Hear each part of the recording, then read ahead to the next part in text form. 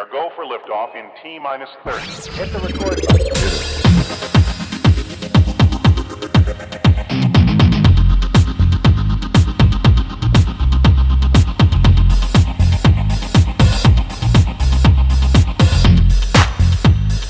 Gosh, that's swell.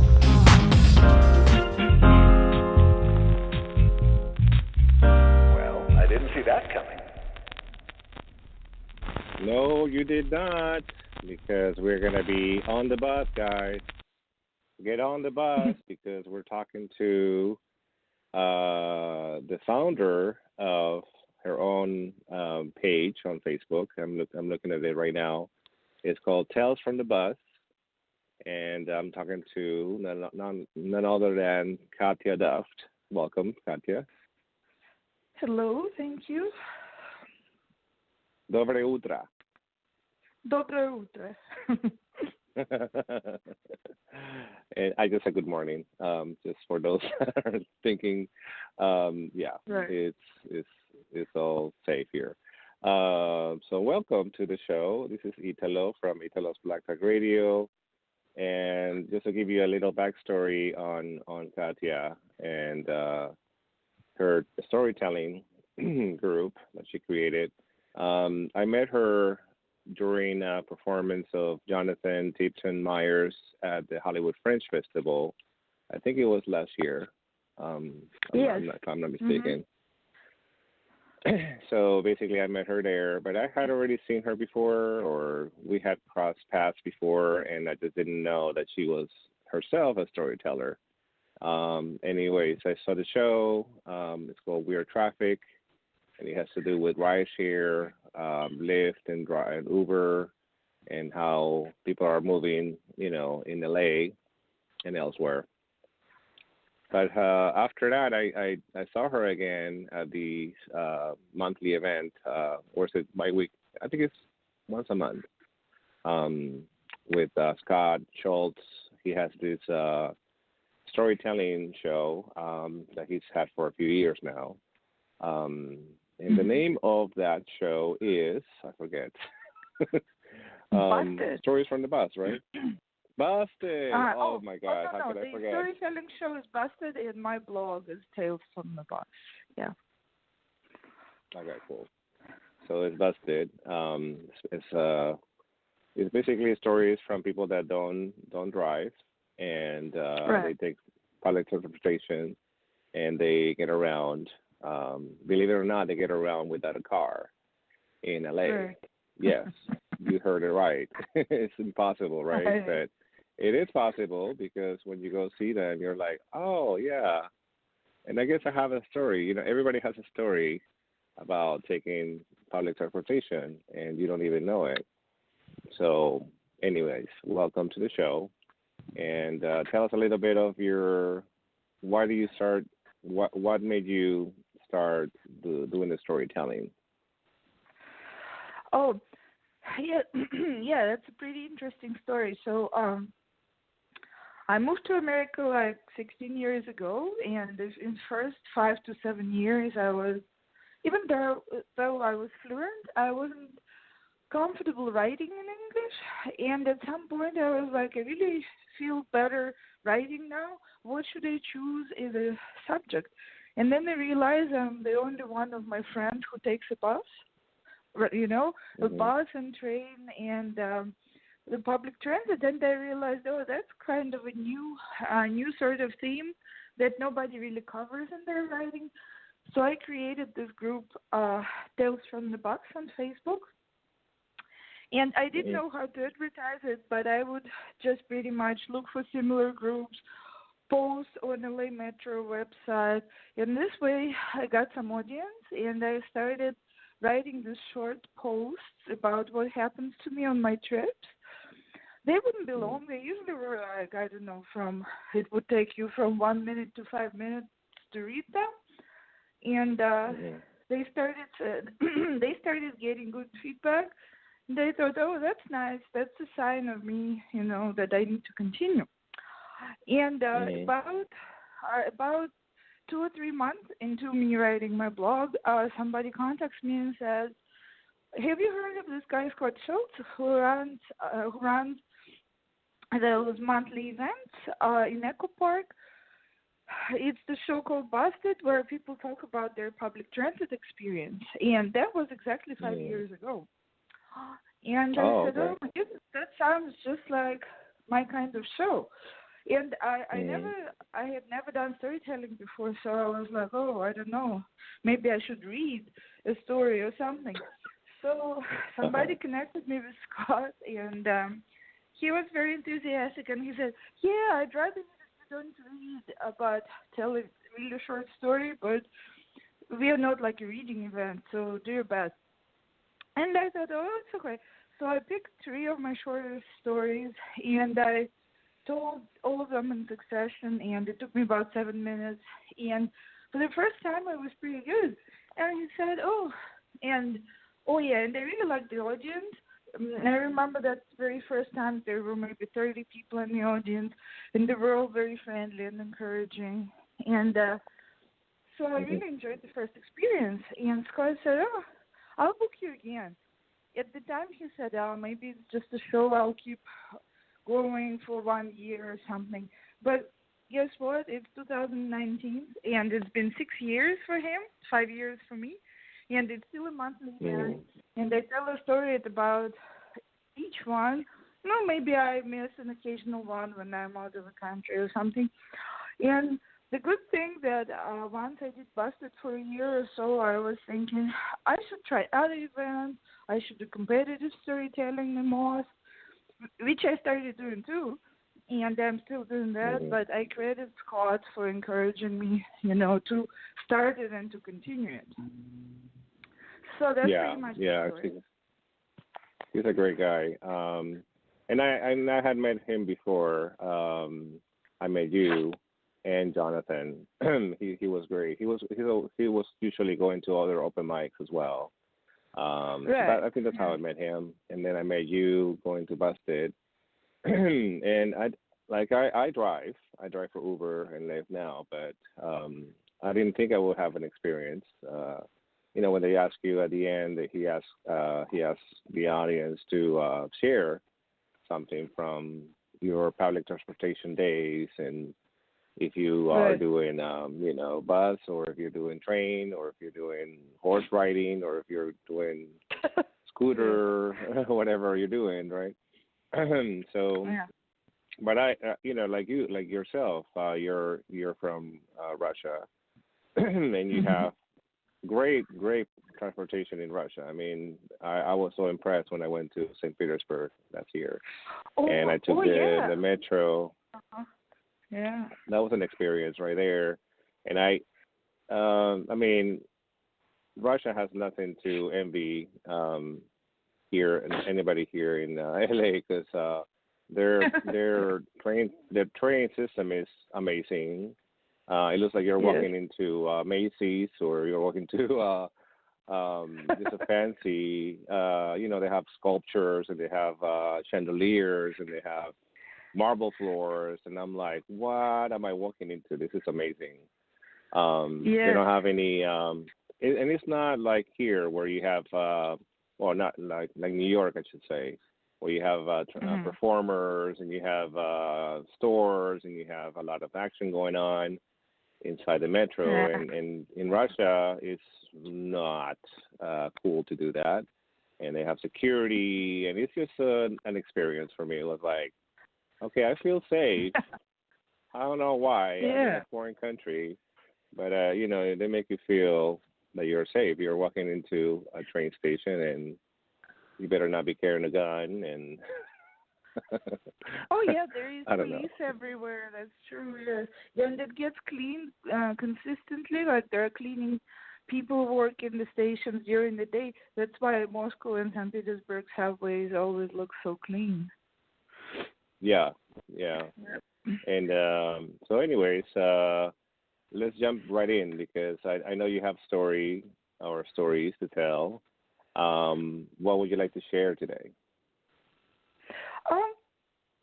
I could probably share a story to start with, from the very beginning of me taking public transit in LA because it's pretty funny. Because now you can't even imagine this anymore because we have smartphones. But when I was just starting out, around maybe 2004, we still, remember we were still printing out the maps if we wanted to go somewhere. And I remember I was just, I just showed up in the country, and I remember I was looking for jobs. And while I was waiting and looking, I wanted to do some, participate in some focus groups or to make extra cash. And I remember one of them called me and they said, "Oh, we are very easy to find. We're just on Washington Boulevard. Here's the address." And at the time, I had no idea how to figure out zip codes yet. And I didn't realize that there are two Washington Boulevards in LA, one in Culver City and one in Montebello. So I didn't check. Way apart from each other. Yes. Yes, way. Yes. So I was insane how far away. But anyway, so what I did, I put the address in Google Maps, but I forgot about the zip code. And so it gave me Montebello as a first choice, and I was thinking, yeah, probably that's what it is. And I lived in Los Feliz, which I still do, and I remember it wasn't even a short bus ride at all. I remember I got on one bus, got to downtown, then waited for 10, 15 minutes, got into another bus, and came to Montebello. So I get off the bus, and I find myself in the middle of something like car garages, warehouses, some kind of a gated community, and I'm like, that doesn't look like a medical lab at all. That's very, very confusing. But since I had that address, I thought, well, okay, I see some kind of warehouse, maybe a lab is in one of the rooms. So I just walk in, and I see a bunch of guys playing cards and smoking cigarettes and laughing, and I'm like, whoa, that doesn't look even remotely medical. But I was wondering that I thought I need to talk anyway. So I come up, and one of them starts walking to me, and he's not surprised at all that I showed up. And he says, "Oh, hey, it's you. You came to pick up your car, right?" I said, no. And I just opened my mouth to ask him the question, and he's like, yeah, just pay me $500 and you can have your car. Wow. And I was like, oh, great. Hey, too bad I don't have $500 to pick up somebody's car. But, hey, no, that's not the point of me being there. And he's like, what? There are no medical labs around here at all. What's the address? So I showed it to him again, and he's like, hey, do you know the zip code? And I'm like, oh, shit, no, I don't. And he's like, yep. There is another Washington Boulevard or part of it in Culver City. So, and I'm like, how far away am I? And he's like, oh, God. He's like, I don't take a bus, but even by car, I'd say it's probably take an hour. So I was very late, and I called the other place, and they said, yeah, we're in Culver City. So they rescheduled me for another time, and that's how I knew that I really need to check the zip code first. But also things like South Boulevard, South Washington Boulevard, North, the different kinds of directions, because sometimes that's important too. So, yeah, so that's how I learned to navigate the map in my first year. Right. No, and like you said, like if you ask any random person in LA, how do you get there without a car? And it should be an easy question, but I don't think I know how to get to Montebello or Culver City. No, I don't. I can try, Actually, but Culver City is pretty easy, and that's actually so. I now work freelance, but I worked for a company for many years. And I remember when I got hired, I thought, oh my goodness, that's so far away. But just at the time, they started running this Express Bus 780, which is great. It runs all the way from Pasadena through Hollywood, through West Hollywood, into Transit Center in Culver City. So, and it only stops every 5 to 7 minutes, which is very convenient. So honestly, for me to get from Los Feliz to the beginning of Culver City, it was always 45 to 50 minutes. And it like goes down all the important streets, Hollywood and Fairfax. So it's one of my most favorite buses because they're clean and they're express, so they move fast.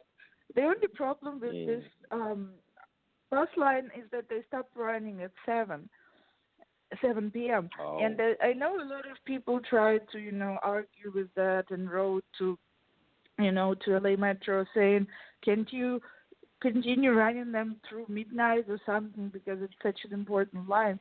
But no, I think so far it still stops at 7. Yep.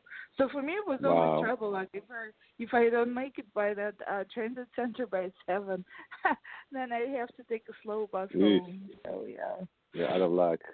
Okay.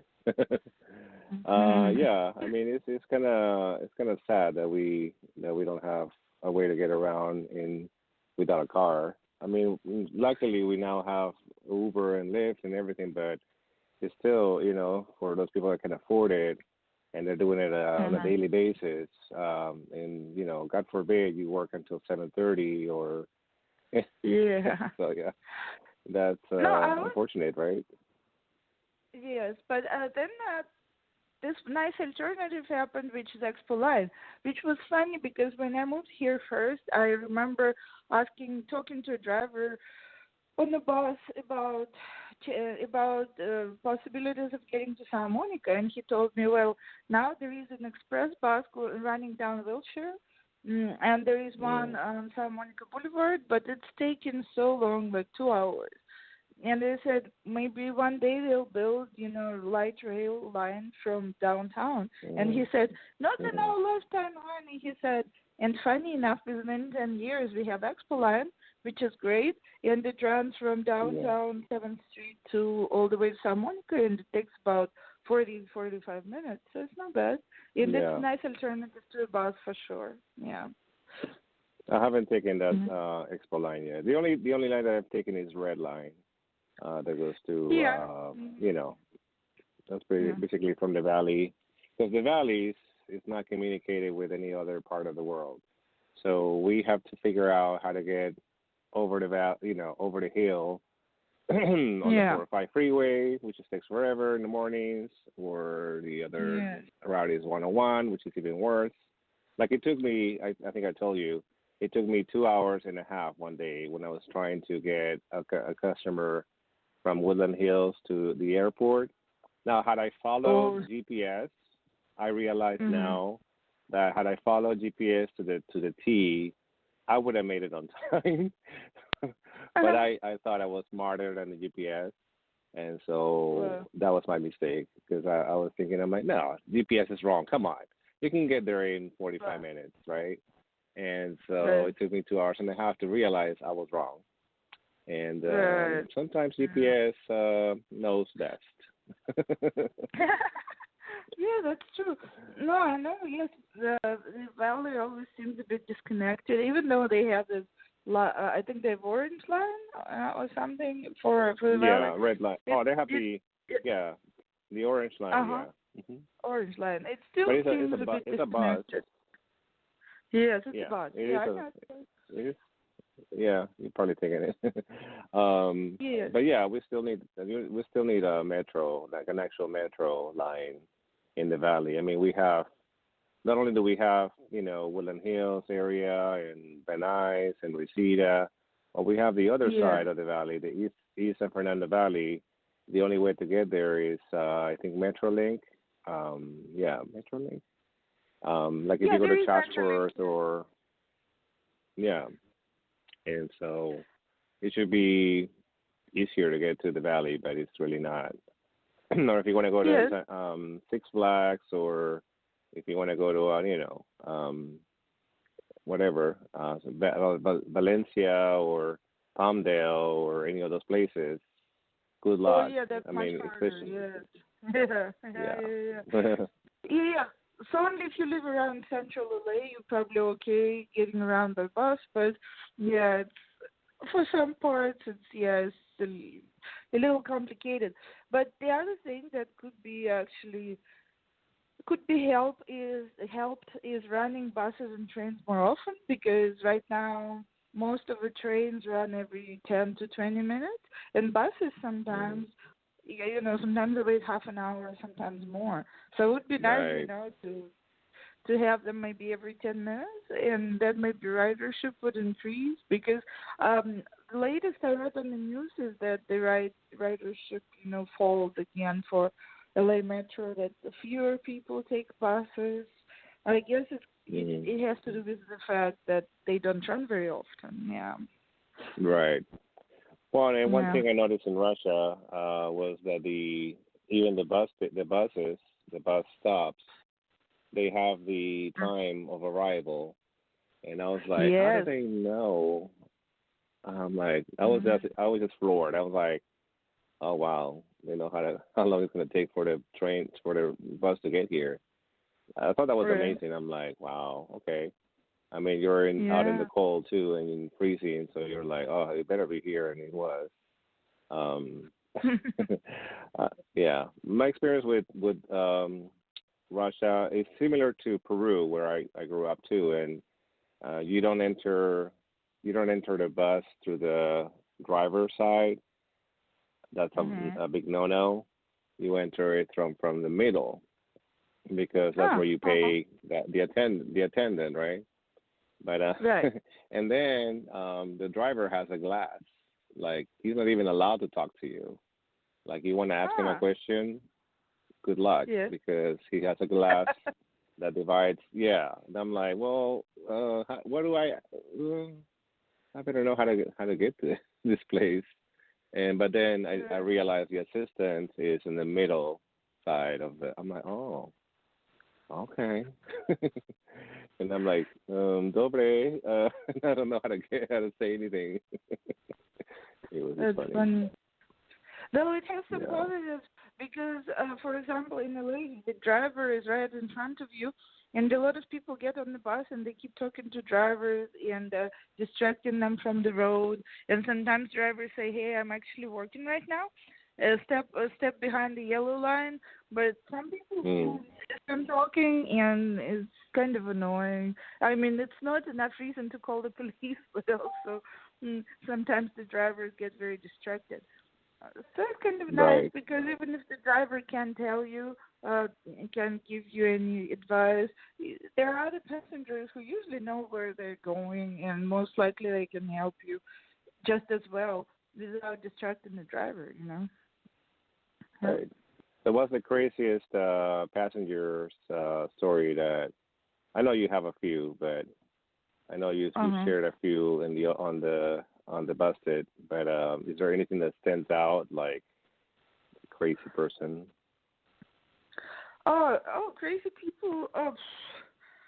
I mean, sometimes you really don't know if they're crazy or if they're serious.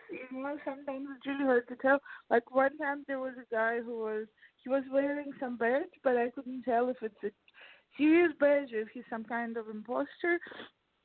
And he was just going up and down a Culver City bus and saying, I'm on an assignment from mental services, from Culver City Mental Services. So if somebody on the bus wants to talk, needs some kind of a short therapy session, I'm here Wow. for you. And the driver was like, "Are you serious?" And he's like, "Yeah, I'm totally serious. That's a new service." And the driver Uh-uh. checked his, yes, the driver checked his badge, and he's like, "I really don't know, sir, if you should be doing that. It just doesn't sound legit." And the guy is like, "No, no, I'm all serious." But of course, people were not receptive. They were like, "Why would they talk to a stranger?" So nobody actually, nobody, um, accepted his offer. And but Right. I thought if he was a complete psycho, he'd probably start freaking out and screaming. But I guess maybe he was serious, even though that's such a random service. He just sat down and started reading a book. So I am still Wow. wondering whether it was some crazy imposter or if it was a serious guy. But again, if it's mental services, wouldn't probably send the person on the bus. I don't think so. Oh. Right. And besides, you don't want to be sharing your story, Mhm. in public. Like Yeah. I am a very private People. person. Like if I'm on the bus Mm-hmm. and there's somebody that you know, or if I met you or whoever, it's fine. But telling Yeah. stories like personal stories or credit card information, or you're on the Yeah. phone paying bills, I would not be doing that on the bus because you don't know Oh, who's I listening. know, right? Oh yeah, one time. Oh yeah, that was hilarious. I once was coming from work and very tired, and I fell asleep. But the guy next to me, he came later after I fell asleep. He kept waking me up because what happened every 30 seconds he would like scream out a number on his phone, but like completely Mm. randomly. Like he'd be like 5, and then 20 more later, 20 seconds later, 6. And I was like, what's his problem? I was thinking, is it some kind of Tourette? Is it some kind of nervous breakdown? What's his problem? So after he said those 10 digits or so, I woke up and kind of gave him a stare. And he looks at me, and then he tells somebody on the phone, "Nope, no social security number." He says, "I'll call you later." So I look at him and I say, Wow. well, "What is this random talk?" And he's like, "Sorry, I thought you were asleep. I'm just trying to give my friend a credit card number to buy something for me." No, no, no. He's like, "Please tell me you didn't hear any of this." I said, "Nope, I didn't hear any of this, and even if I heard, I don't remember the order of it. So don't worry about that." But that was so weird. Right. So random to be Mhm. telling somebody your credit card information on the bus, and I don't Yes. know. Yeah, even if you talk I was, slow, that's still. yeah. Yep. Well, and I was raised Mhm. to be alert. When you're riding the bus, or in public, basically, you have a different mindset, I think, than if you were to Yeah. drive yourself. And I don't know. Yeah, I mean, and I wouldn't trust Uber drivers either with much information too, because Oh, I used to definitely. I'm always open, right? I'm always open to talking to them and stuff, and I'm a driver too, so but I realized lately that it's better to stay quiet than to open up to a passenger, because sometimes you're like, Mhm. I don't think I want to hear that information. Like, that somebody will be coming on to me and, ask me private questions. And I'm like, I should have stayed quiet Yeah. because this is awkward. And we still have like half an hour to go to your destination. Yeah. mm. Anyway. But yeah, I have a lot of stories too. Riding the Uber and Lyft, and I actually don't you have Jonathan and yourself had you were starting a Oh, new monthly thing, weren't you? oh yes, yes. We started a new storytelling show, which we only did one show for right now. It's called Ride or Die, and of course get back into it next year because the venue that we did Mm. it at Lexington, they don't allow, not allow, but they don't run storytelling or spoken word anymore. So once Mm. we'll come back from Christmas vacation, we'll get back into it and start a new venue. Yeah, that's just the format of the show. We have several drivers, several riders, and they just exchange stories about their experiences in Uber and Lyft. Mhm. And us as hosts, we just tell very quick anecdotes between all the stories. Yes, and then in the end we have one name out of the hat. Whether it's a driver or a rider, they can tell a story as well. So, Mhm. yep. Yeah, and I actually I like Yeah. the format you guys have with Ride or Die. Is it Ride and Mhm. Die? Not Ride and Die. Right, no, right or that. Yeah, that's was my mistake too. I accidentally, when I introduced the show, I said "Ride and Die," and people said, "Oh, Katya, that sounds kind of creepy." I think you said that on the mic, and I was like, Ride and Die Yeah. doesn't sound very appealing to me. Yeah, "Ride and Die" um, sounds creepy. Yes. Yeah, although Mhm. actually I had a ride or die experience in Vegas once, and it was New Year's Eve. Um, anyways, I'll Oh. tell the story. It was New Year's Eve, and I don't know if you ever been to New Year's Eve in Vegas, and I don't What's it recommend called it now? to Oh. Uh-huh. New Year's Eve in Vegas. You know how they close the Vegas Strip basically, and everybody's Oh, allowed okay. to go on Yes. the strip and Oh, drink yes. and Yes. whatnot. Yes. And Yes. comes midnight, everybody wants to get out and go somewhere else. And so trying to Right. get a cab at midnight Mhm. was quite impossible. And so finally, I got into the cab, and this guy right away he's like, "I need to know if you're gonna tip me, because if you don't tip me, I'm not taking you to where you're going." I'm like, "Wow." And I'm like, Wow. I'll tip you. Don't worry, I'll give you $10. It's like, yeah, because if I'm gonna go from here to here, it's gonna take me this much amount. I'm like, well, you're still gonna charge me, right? I mean, the Sure. the meter's still gonna be running. And so, anyways, and that was a really rough start. And I was like, oh my lord. And then he started like speeding the way from the strip. I don't know where I was staying. I think I was staying at the Sahara or something, some other, the old town area, and I was in kind of Hollywood. Mhm. Oh my lord, he was going through parking lots, he was going through gas stations, he was cutting people off. It was just a scene from a movie. I was like literally up in the air a couple times.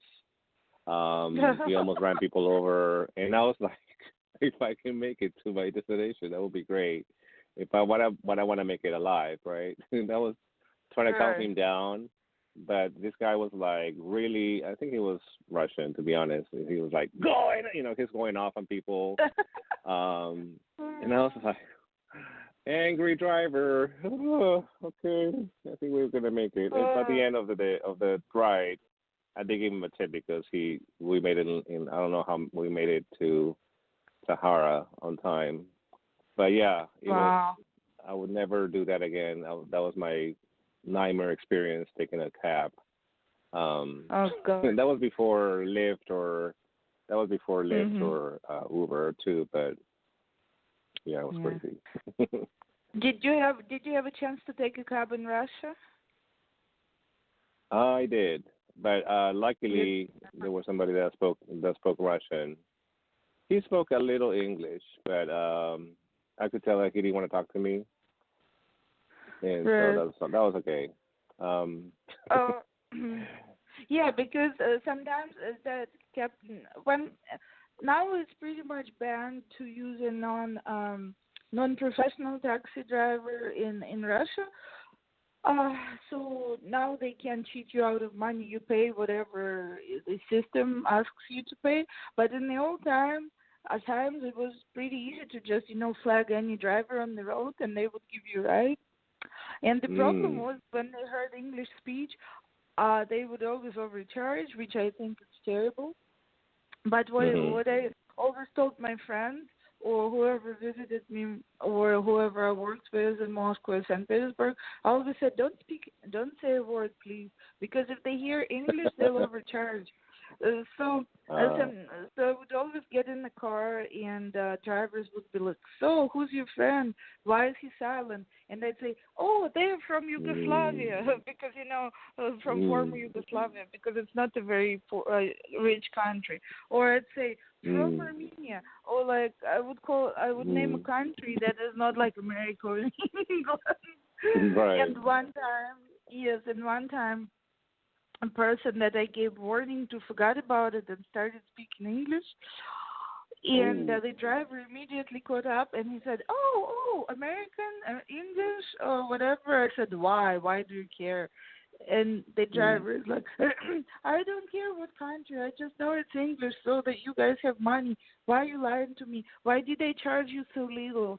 And he actually like started wow. changing the price while driving.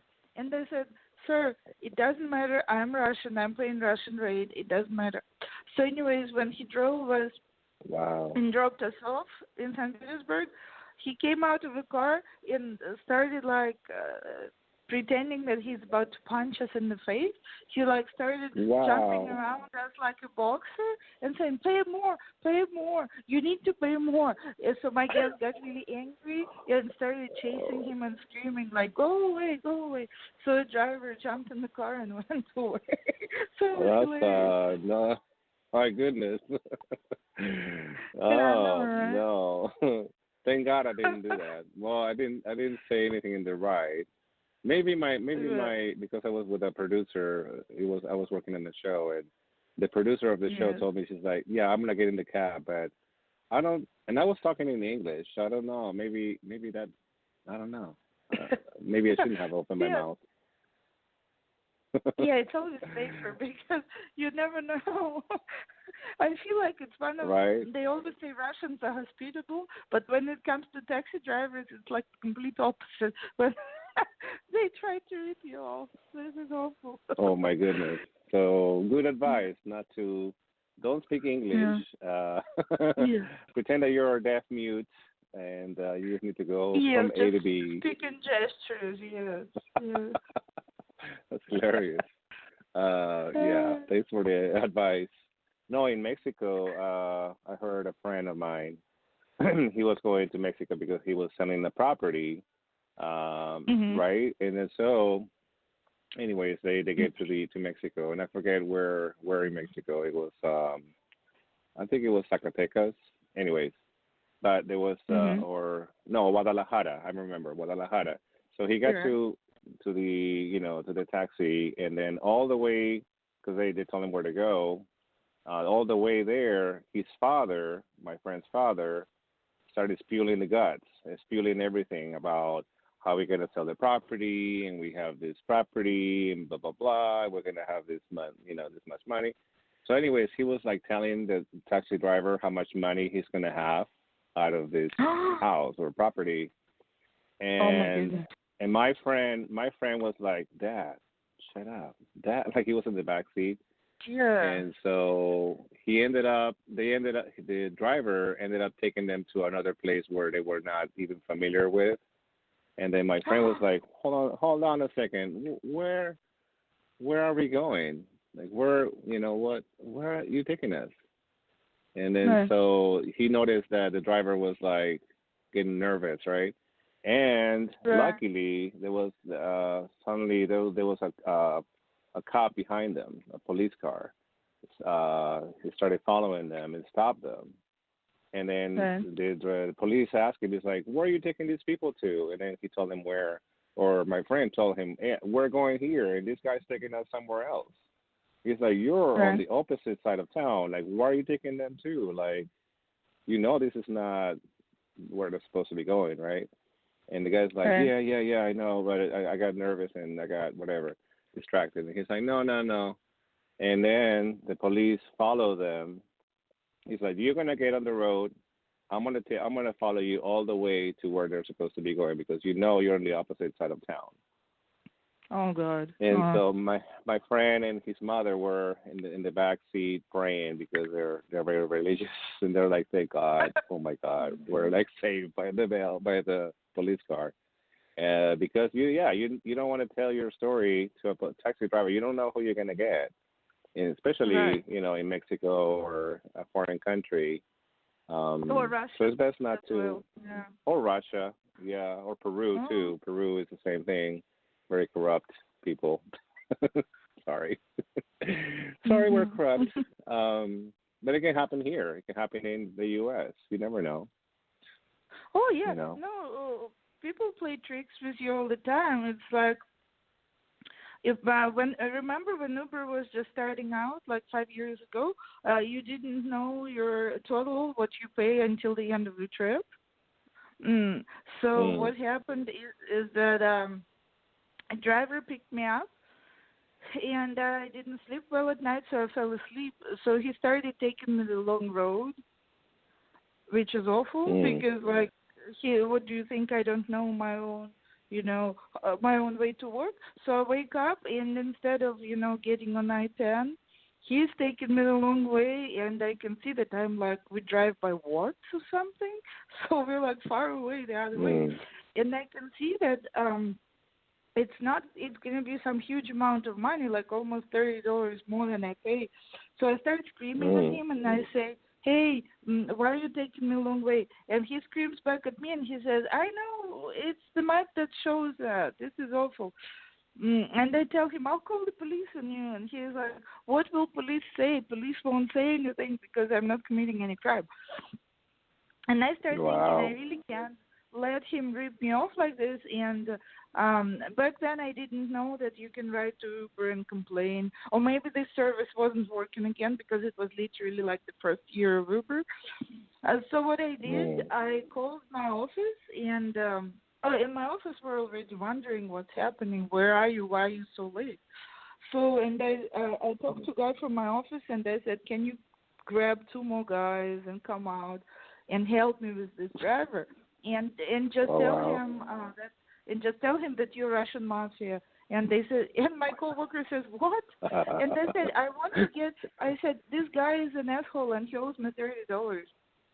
So when we drove to my office, I was like completely serious. I said, look, they're my coworkers, and no, I said they're my friends. They're Russian mafia, and right now you'll be giving me $30 in cash because that's how much you cheated me out of. And he was like, what's this nonsense you're talking about? And I tell him, you're Armenian, you know Russians don't joke around. So the door opened, and I come out, and these 3 guys with beards stand there looking all threatening. And the driver's like, okay. So he literally opens his wallet, takes out $30, and gives it to me. And I said, never try to cheat a Russian out of anything anymore. Right. We are smart. But if my don't mess with Russians. What is this nonsense? And I explained to them, and they're like, oh, wow, that was actually a really great idea. So, yeah. Right. It's like, niet. Niet.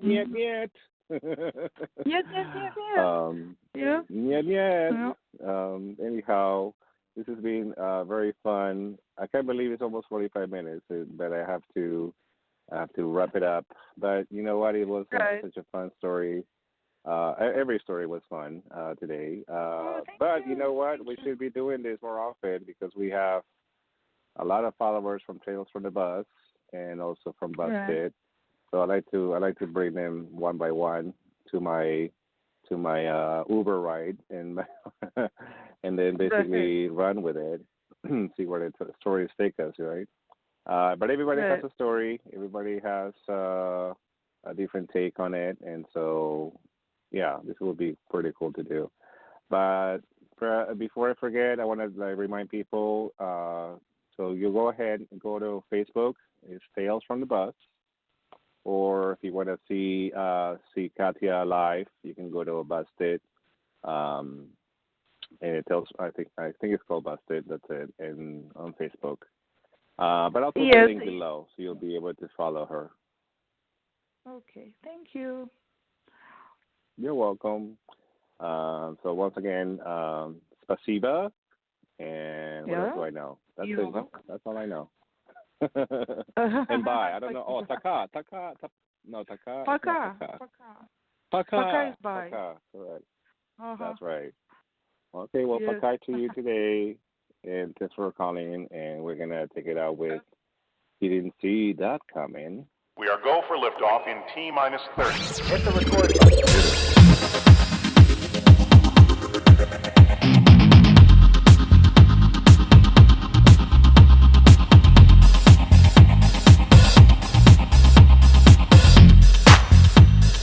Gosh, that's swell.